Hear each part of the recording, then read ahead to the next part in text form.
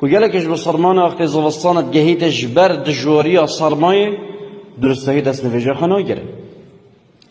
و اگر بیتو دست نویجه تا جهه که یا فرس آف گهیته و آف نگهیته وگا به بزانه دست نویجه تا جیه بطاله و او نویجه تا بی دست نویجه که یا بطاله.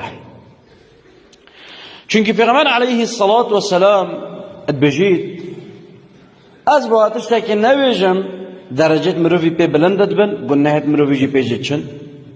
پیغمبر علیه الصلاة والسلام گوتی اسباغ الوضوء على المكاره، يعني مروف دست نویجه که تمام بگیرید گل هندجی بو مروفی اب زحمته و یا نخوشه نکو مروف بخاب زحمت بخید نخیر وضعی ولاطی واقعی والتکری نکو بتعداریت بخاب زحمت بخید.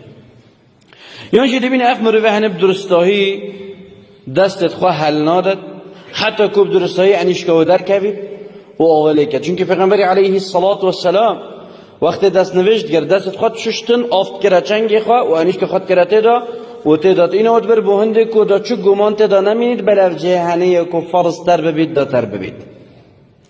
وصل پیغمبر علیه الصلاة والسلام اگر مروفک دید با هندی درهمه که هشکاتی الپیوی پیغمبر علیه الصلاة والسلام یه زوران دیفه و تهره دست نوشتشی بگرف